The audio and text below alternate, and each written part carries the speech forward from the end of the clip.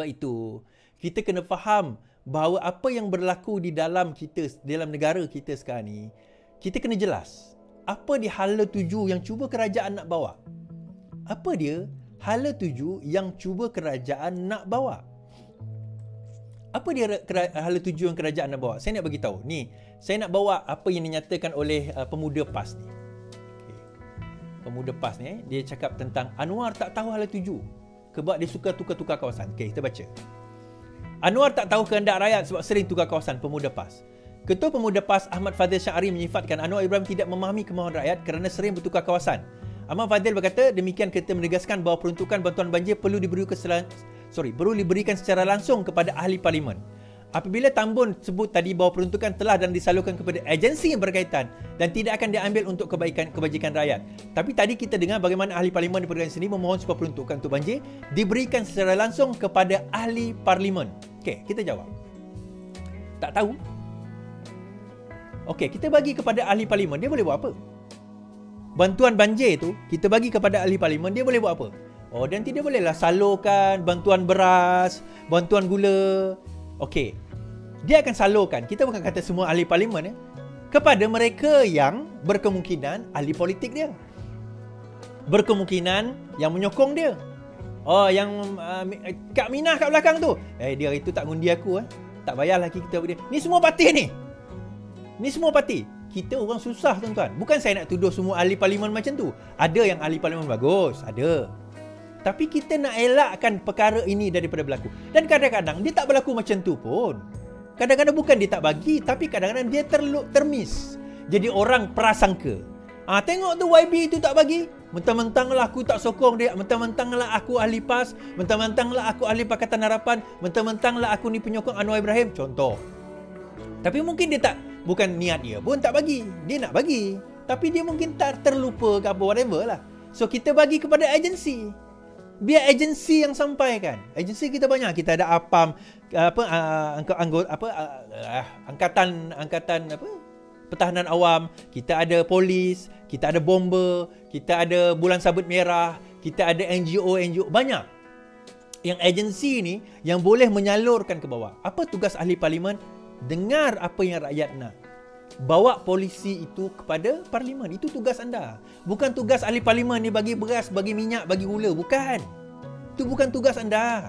Tugas anda adalah dengar apa kehendak rakyat, tengok apa keperluan, bagaimana nak memajukan kawasan ataupun nak apa lagi keperluan daripada segi infrastruktur, ekonomi dan sebagainya.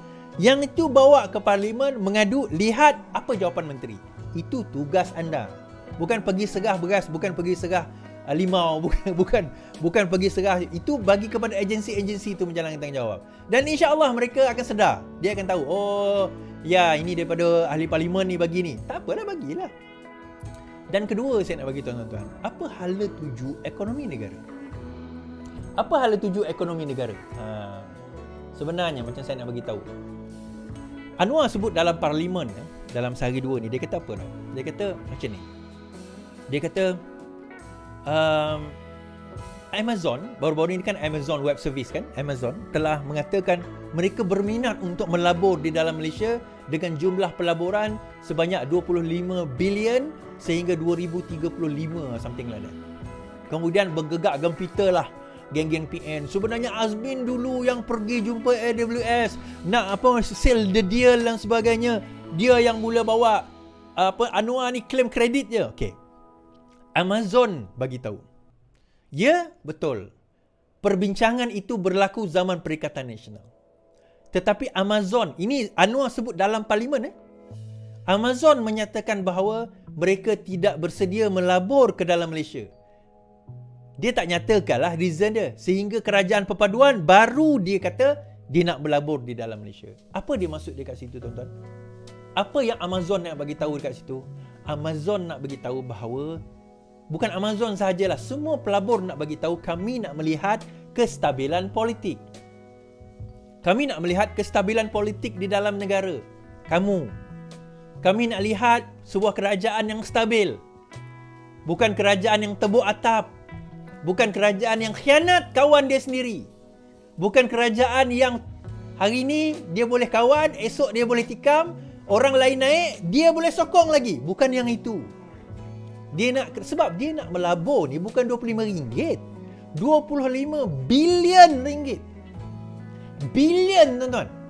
Jadi, sebarang pelaburan yang diorang nak buat, mestilah di atas dasar yang paling utama, kestabilan politik. Dia nak ada jaminan kalau dia letak pelaburan dia dekat situ, kestabilan politik itu ada. Itu yang pertama. Yang kedua, the cost of doing business. Kos dalam nak buat bisnes tu tak nak terlalu tinggi.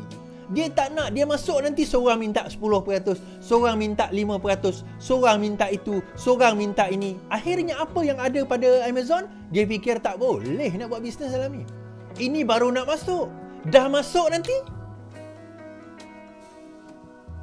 Sebab itu kita kena faham, bila sesuatu pelabur itu datang, dia akan lihat, tu Rafizi kata, game changernya jangan ada rasuah. Dan rasuah ni tuan-tuan, bukan setakat kita jangan ambil rasuah, kita pun jangan dilihat sebagai orang yang terima rasuah. Saya baca kenyataan Azalina dalam Facebook, dalam parlimen. Azalina sebut dalam parlimen. Saya dah sebut hari itu, tapi saya sebut sekali lagi. Saya sebut sekali lagi. Azalina sebut dalam parlimen. Yang Muhammad Datuk Azalina Osman, dia baca dalam parlimen. Tuan Yang di-Pertua, untuk makluman yang berhormat, Suruhanjaya Pencegah Rasuah SPRM telah menjalankan siasatan terhadap isu-isu berkaitan tender rundingan terus. Antaranya adalah projek-projek di bawah Jana Wibawa, yang mana ianya melibatkan projek pembangunan dan infrastruktur. Sebanyak 56 projek telah mendapat surat setuju terima SST, dan keseluruhan projek tersebut bernilai 6.3 bilion ringgit. Walau bagaimanapun, terdapat beberapa senarai SST yang telah dikeluarkan, yang mana melibatkan ahli keluarga pemimpin utama parti politik tertentu. Setakat ini, SPRM belum dapat mengenal pasti nilai sebenar projek tersebut. Di samping itu, terdapat juga beberapa projek tambahan lain yang masih dalam tindakan siasatan SPRM. Kerisauan inilah bila Azalina sebut 56 projek, 6.5 bilion. Diberikan secara tender terus. 56 projek tender terus. Direct nego. Bernilai 6.5 bilion. Dan ada di kalangan projek itu kepada ahli keluarga parti politik tertentu. Menyebabkan kos meningkat. Dan mereka buat onar ini sewaktu mereka berkuasa dan berkemungkinan sewaktu darurat. Jadi bila kerajaan kata kita akan review balik direct nego ni, dan Anwar jawab dalam parlimen, bukannya kita batalkan. Kita tengok mana yang direct nego, projek tetap ada. Dah lulus, kabinet dah luluskan. Cuma kontraktor yang dapat mana direct nego, kita open balik tender. Dan kita dapat mengurangkan berapa bilion lebih kurang macam tu Anwar sebut. Inilah yang disebut sebagai, not only kita ni jangan nampak rasuah, jangan buat rasuah, kita mesti dilihat sebagai orang yang menentang rasuah. Dan tindakan ini antara perkara yang menyebabkan orang luar, pelabur melihat that these people dan orang ini, kerajaan ini memang serius dalam nak menangani rasuah. And of course, dia tak nak nanti dia masuk dalam negara ni, kos, yang mana kos dia nak keluarkan, nak kos rasuah tu satu hal lagi. Kos rasuah bukan kecil tuan-tuan, bukan kecil anak. Kadang-kadang sampai 30-40%.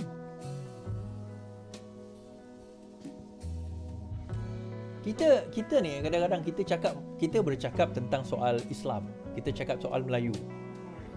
Seolah-olah kalau kita sekarang ni habislah Melayu Islam ni. Tapi saya kagum. Kita bercakap soal Islam. Kita bercakap soal Islam ni dengan penuh passion, penuh orang kata apa, rasa semangat yang tinggi dengan Islam tu. Baguslah, saya tak kata salah, bagus. Tapi dalam masa yang sama, bila kita cakap bab rasuah, hati kita tak rasa apa. Tuan-tuan perasan tak? Kita bercakap tentang Islam ni seolah-olah macam sacred lah, suci. Tapi dalam masa sama, bila kita cakap tentang rasuah, seolah tak ada rasa apa, tuan-tuan. Kenapa? Sebab rasuah itu dah dinormalizekan dalam masyarakat kita. kita dah lihat benda tu sebagai, alah, dia pemimpin is memang dia kaya lah. Alah, dia pemimpin ni biasalah tu, dia ambil 20%, aku pun ambil 10%. Dia pun ambil 3%, dia pun ambil 2%. So dia dah normalize. Benda tu dah dibiasakan dalam kerajaan, dalam negara kita. So akhirnya kita tak nampak benda tu sebagai maksiat dah. Kita tak nampak rasuah itu sebagai maksiat, sebagai kanser yang merosakkan negara. Tuan-tuan, saya kata musuh nombor satu negara bukan dadah. Musuh nombor satu negara adalah rasuah. Berleluasanya dadah kerana rasuah. Kerana rasuah. Okay, kita habis kat situ. Kita bawa poin seterusnya. Now, hari ini menarik Kenapa saya bawa digress sikit lah. Perak pula larang ahli politik bersyarah di masjid. Bukan saja mereka tidak menyita taliah, malah Jabatan Agama Perak turut melarang golongan ahli politik menjalankan sebarang aktiviti syarahan di masjid dan surau seluruh negeri itu. Dalam surat pemberitahuan kepada pentadbir masjid seluruh negara, pengarah Jaib PK Harith Fadilah Abdul Halim berkata, penetapan dibuat jawatankuasa penguasaan agama negeri Perak turut melarang ahli Dewan Negara dan mereka mempunyai jawatan dalam politik serta pernah menjadi calon pilihan raya. Boleh beli inbox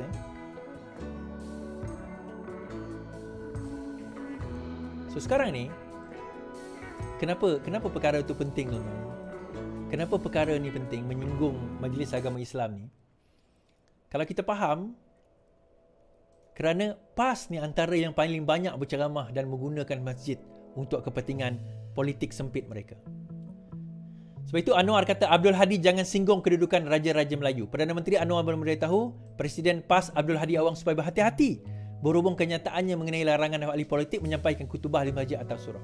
Saya cuma nak ingatkan dalam kenyataan dia harus jaga supaya jangan menyinggung kedudukan Raja-Raja Melayu. Kalau dibicara Perlembagaan Persekutuan sekalipun, akan ada juga kaedah dia. Ini soalan kebenaran di masjid, terpakai untuk semua, termasuk Perdana Menteri.